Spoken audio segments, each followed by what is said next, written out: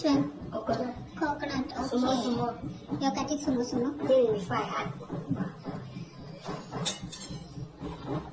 This one is okay. അപ്പോൾ പറയുന്നതൊക്കെ മനസ്സിലായില്ലേ?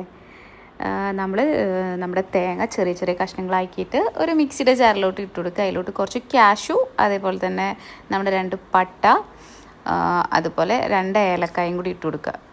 ഷൂ മറന്നുപോയി. നമ്മളിത് എന്തുണ്ടാക്കാൻ പോകണ്ടേ അറിയോ? നമ്മൾ നന്നായിട്ടൊരു മുട്ടക്കറി വയ്ക്കാൻ പോവുക. നല്ല തേങ്ങയൊക്കെ അരച്ച് നല്ല ടേസ്റ്റി ആയിട്ടുള്ളൊരു മുട്ടക്കറി.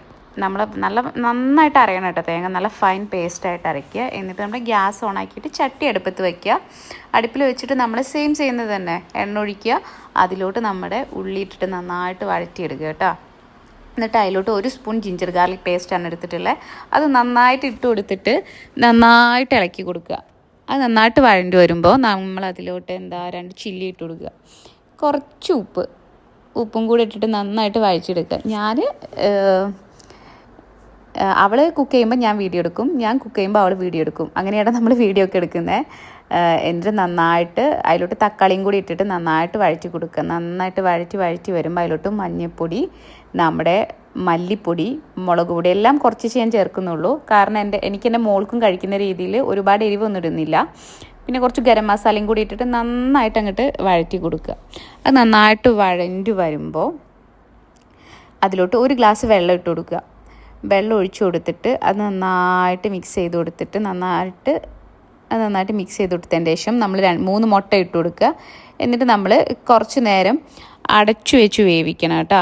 ആ മുട്ടേൻ്റെ ഉള്ളിലോട്ടൊക്കെ ആ മസാലയും ഉപ്പും എല്ലാം പിടിക്കാൻ വേണ്ടിയിട്ടാണ് അടച്ചു വെച്ച് വേവിക്കുന്നത്. നന്നായിട്ട് അത് ഇങ്ങനെ തന്നെ നമുക്ക് കഴിക്കാം. പക്ഷെ ഒന്നും കൂടി വെറൈറ്റി ആകാൻ വേണ്ടിയിട്ടാണ് നമ്മൾ തേങ്ങ അരച്ച് ചേർക്കുന്നത്. അതിന് വേറൊരു ടേസ്റ്റാണ്, നല്ല ടേസ്റ്റ് ആയിട്ടോ കറിക്ക്. നമ്മുടെ ഈ കാഷ്യൂ, തേങ്ങ എല്ലാം കൂടി അരച്ചുള്ള പേസ്റ്റ് അതിലോട്ട് ഇട്ട് കൊടുക്കുക.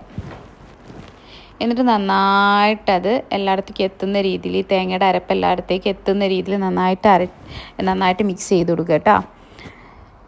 എന്നിട്ട് അത് നന്നായിട്ട് തിളച്ച് വരുമ്പോൾ തന്നെ നല്ലൊരു സ്മെല്ലടിക്കും. പിന്നെ നമ്മളൊരു ഫ്രൈ പാൻ വെച്ചിട്ട് അതിലോട്ട് കുറച്ച് എണ്ണ ഒഴിക്കുക.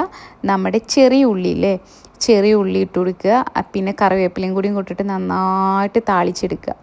എന്നിട്ട് ഈ താളിച്ചെടുത്തത് നമ്മൾ ഒരു ബ്രൗൺ കളറാകും വരെ താളിച്ചെടുക്കണം. എന്നിട്ട് നമ്മൾ ഗ്യാസ് ഓഫ് ചെയ്തിട്ട് നമ്മുടെ ഈ മുട്ടക്കറിയിലോട്ട് ഇട്ട് കൊടുക്കുക. ഇതും കൂടെ വരുമ്പോൾ നമ്മുടെ മുട്ടക്കറി നല്ല സെറ്റായിരിക്കും. ഒന്ന് ട്രൈ ചെയ്ത്